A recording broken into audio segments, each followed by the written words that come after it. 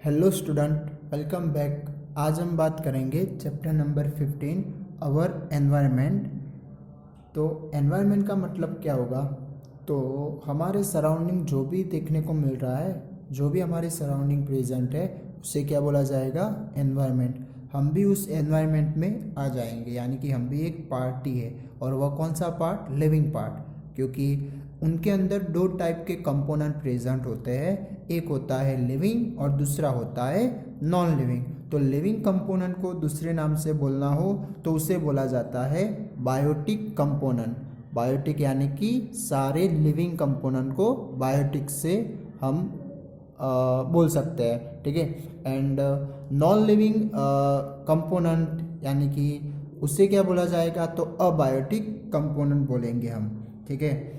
तो abiotic component में कौन सा आएगा? लिविंग में तो आपको समझ में आ रहा होगा, बट अबायोटिक यानी नॉन लिविंग में तो ऐसी नेचुरली चीज़ें, नेचुरली कंपोनेंट कौन से? तो जैसे पानी है यानी कि वाटर, टेम्परेचर, विंड, फिर सॉइल यानी कि लैंड, मिनरल, लाइट, तो ये सारे क्या हो जाएंगे? अबायोटिक कंपोनेंट हो जाएंगे, ठीक है। तो ये सारों से ये बनकर क्या बनता है? एनवायरनमेंट बनता है, ठीक है। तो interaction between their biotic and abiotic component from an ecosystem, तो वह क्या बनाते हैं? इकोसिस्टम बनाते हैं, ओके। तो उसकी पर्टिकुलर डिफाइन करनी हो तो आप देख सकते हैं कि all the interacting organisms in an area together with the non-living constitute of the environment from an ecosystem। तो अब ये इकोसिस्टम क्या होती है? इकोसिस्टम का मतलब क्या होगा? तो इकोसिस्टम में जो पर्टिकुलर एरियाज है, ठीक है, उन एरियाज के लिविंग कंपोनेंट यानी कि बायोटिक और अबायोटिक का एक दूसरे से इंटरैक्टिंग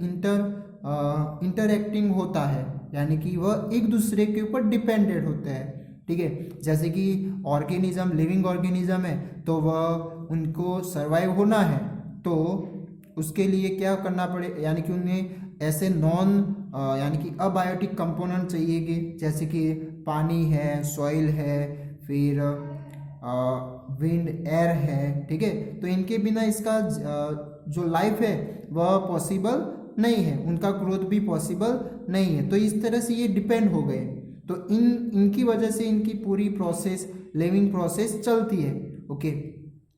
तो ये एक हो जाएगा इंटरएक्टिंग, एक दूसरे से क्या करता है? इंटरएक्टिंग। तो all the interacting organism in an area together with the non living constitute. Non living constitute तो आपको समझ में आ गया, यानी कि जो अबायोटिक है वह of the environment from an ecosystem, ठीक है। तो ये इसकी डिफाइन हो जाएगी।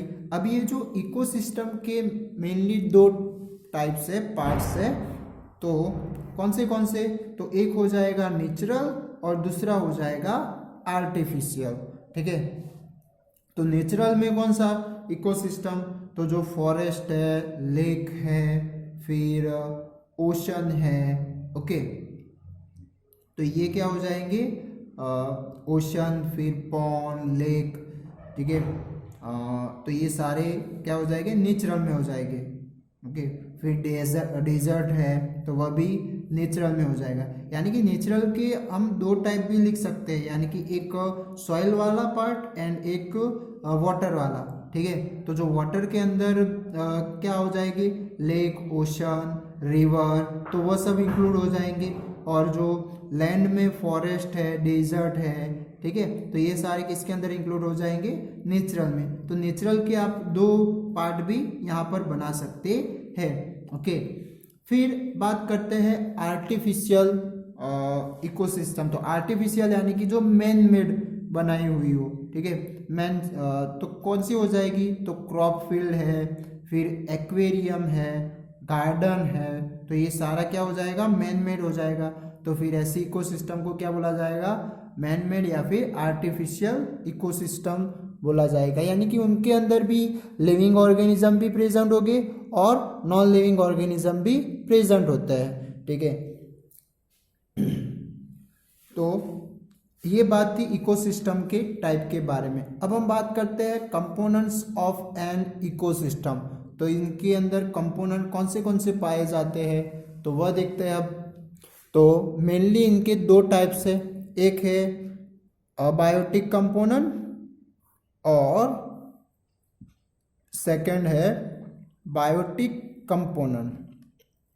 तो अबायोटिक कंपोनेंट यानी कि हमने पहले ही बात कर ली है, अबायोटिक यानी कौन कौन आ जाएगा, तो जो भी नॉन लिविंग थिंग्स है कंपोनेंट है वह सारे इसके अंदर इंक्लूड हो जाएंगे, ठीक है, जो नेचुरली है। तो एयर है, वाटर, लैंड, तो ये फिर रेन है, ओके, मिनरल्स है, तो ये सारे क्या हो जाएंगे, अबायोटिक कंपोनेंट हो जाएंगे, ठीक है। और उस बायोटिक कंपोनेंट में की बात करें तो वह हो जाएगा लिविंग ऑर्गेनिज्म सारे। तो ये सारे बायोटिक कंपोनेंट किसके ऊपर डिपेंडेंट होते हैं, अपने को सर्वाइव करने के लिए, लाइफ बनाने के लिए या फिर अपना ग्रोथ करने के लिए फुल्ली अबायोटिक कंपोनेंट के ऊपर डिपेंड होते हैं, ठीक है। जैसे कि ट्री वगैरह है या फिर एनिमल ही बात कर ले, हमारी बात कर ले, तो हमें भी ऑक्सीजन चाहिए, तो वह कहाँ से मिलेगा, एयर में से मिलेगा। पानी चाहिए, ठीक है, तो वह भी क्या हो जाएगा, अबायोटिक कंपोनेंट हो जाएगा, ठीक है। तो उन्हें जिंदा रहने के लिए ये ऐसे अबायोटिक कंपोनेंट चाहिए, किसे, बायोटिक को, यानी कि लिविंग ऑर्गेनिज्म को, ठीक है। अब देखते हैं लिविंग ऑर्गेनिज्म के 3 टाइप्स है।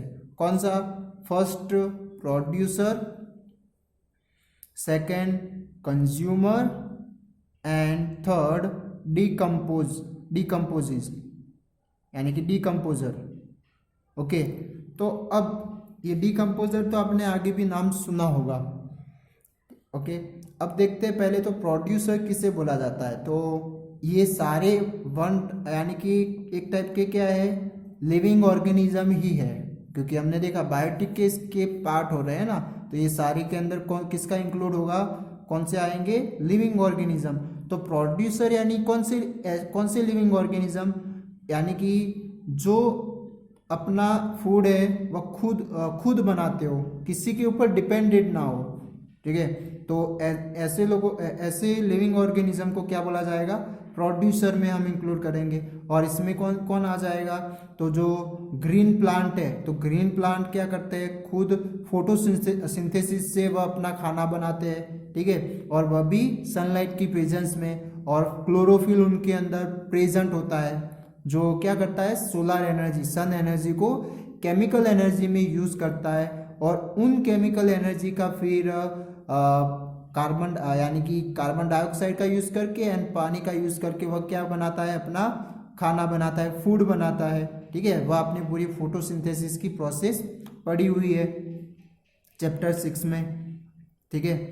तो ऐसे जो ऑर्गेनिज्म है, तो ग्रीन प्लांट है, ब्लू ग्रीन एल्गा है, तो वह सारे क्या हो जाएंगे, प्रोड्यूसर में आ जाएंगे, ठीक है, जो खुद ब खुद अपना खाना बना देते हैं, फूड बना देते हैं, वह किसी दूसरे ऑर्गेनिज्म के ऊपर डिपेंड करते नहीं है। तो अब हम बात करते हैं कंज्यूमर के बारे में। तो कंज्यूमर किसे बोला जाएगा, तो ऐसे लिविंग ऑर्गेनिज्म जो प्रोड्यूसर के ऊपर डायरेक्टली और इनडायरेक्टली डिपेंडेंट हो, किसके लिए, फॉर देयर फूड, ओके।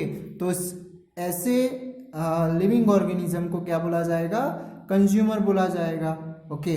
और डिकम्पोजर किसे बोला जाता है, तो डिकम्पोजर यानी कि अपने यानी कि जो डेड एनिमल या फिर प्लांट होते हैं, तो वह सॉइल के ऊपर मान लो कि पड़े हुए हैं, ठीक है, तो वह थोड़े दिनों बाद क्या हो जाता है, वहाँ से यानी कि सॉइल के अंदर मिल जाता है, ठीक है। तो वह किस तरह से मिलेगा, तो उनके ऊपर डिकम्पोज होता है, किनके थ्रू, तो ऐसे डिकम्पोजर से। और डिकम्पोजर के ऑर्गेनिज्म, लिविंग ऑर्गेनिज्म बोले तो कौन से आएंगे, तो बैक्टीरिया है, ओके, फंगी है, तो ये सारे क्या हो जाएंगे, ऐसे डेड प्लांट और डेड एनिमल को क्या करते हैं, डिकम्पोज करते हैं, और डिकम्पोज करके उन डेड प्लांट या डेड एनिमल के अंदर जो कॉम्प्लेक्स मटेरियल होता है, कॉम्प्लेक्स कंपोनेंट जो होते हैं, उन्हें सिंपलर कंपोनेंट में कन्वर्ट करके सॉइल के अंदर मिला देते हैं, जिनका फिर से प्लांट क्या कर सकते हैं, खाना बनाने में यानी कि मिनरल्स के फॉर्म में वह यूज करते हैं। ठीक है, तो ये बात हो गई डीकम्पोजर की। तो आप यहाँ पर इनके डिफाइन वगैरह देख सकते हैं कि प्रोड्यूसर यानी all green plant and blue algae यानी कि ब्लू ग्रीन एल्गा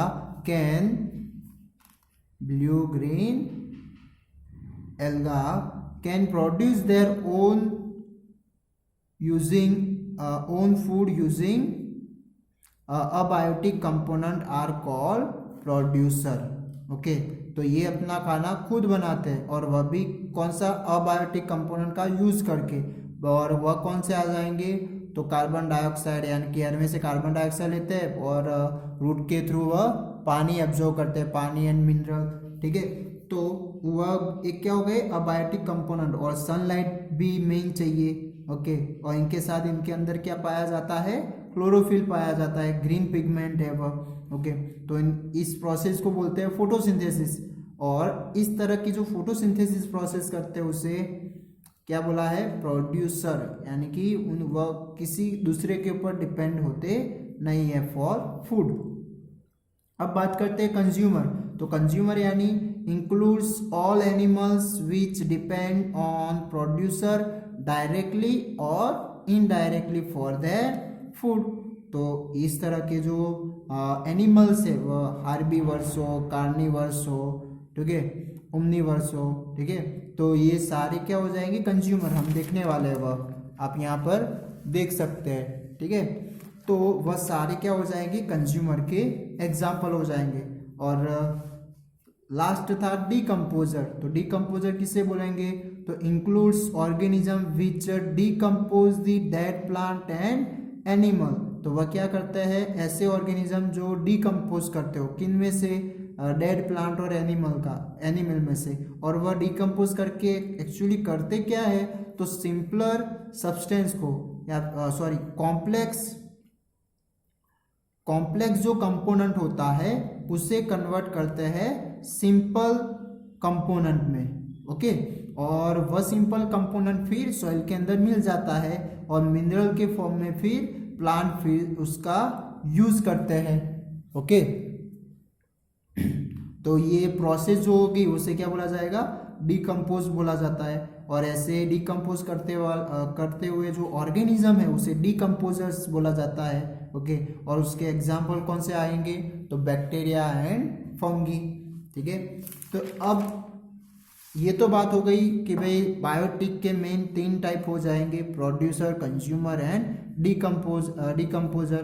ठीक है, अब हम बात करते हैं कंज्यूमर के बारे में। तो कंज्यूमर 4 टाइप के हैं, एक है हार्बीवर, सेकेंड कार्निवर एंड ओमनीवर और पैरासाइट। ठीक है, तो हार्बीवर यानी कि ये सब आपने आगे भी पढ़ लिया है। तो हार्बीवर यानी कि वह कैसे, तो ओनली कैसा फूड वह खाते हो, ओनली प्लांट के ऊपर डिपेंडेड हो, जैसे कि डियर है, काउ, बफेलो। ओके, तो ये सारे क्या हो जाएंगे, ओनली प्लांट के ऊपर डिपेंड करते। तो ऐसे ऑर्गेनिज्म को क्या बोला जाएगा, हार्बीवर्स बोला जाएगा। ठीक है, अब बात करते हैं कार्निवर्स। तो कार्निवर्स किससे बोला जाएगा, कि ऐसे कि जो मीट खाते हो। ठीक है, तो वह किसके ऊपर डिपेंड होते हैं, हार्बीवर के ऊपर। तो ऐसे ऑर्गेनिज्म को क्या बोला जाएगा, कार्निवर्स बोला जाएगा। ओके, और ओमनीवर्स किसे बोला जाता है, जो दोनों खाते हो, प्लांट्स एंड मीट दोनों। ठीक है, तो उन्हें क्या बोला जाएगा, ओमनीवर्स बोला जाएगा। तो ये भी 1 टाइप ऑफ ऑर्गेनिज्म यानी कि कंज्यूमर ही हुए। और पैरासाइट किसे बोला जाता है, तो पैरासाइट यानी कि वह कोई अपने आप खाना बनाते नहीं है, बट कोई दूसरों का खाना बनाया हुआ वह क्या कर देते, एब्जॉर्ब कर देते हैं। ठीक है, तो ऐसे ऑर्गेनिज्म को क्या बोला जाता है, पैरासाइट बोला जाएगा। यानी कि वह किसके अंदर से एब्जॉर्ब करते हैं, तो उस तरह के जो प्लांट या फिर जो ऑर्गेनिज्म होते हैं उन्हें होस्ट बोला जाता है। तो ये पैरासाइट होते हैं, वह होस्ट के ऊपर डिपेंड होते हैं फुल्ली फूड के लिए। कौन, पैरासाइट। तो जैसे कि आपने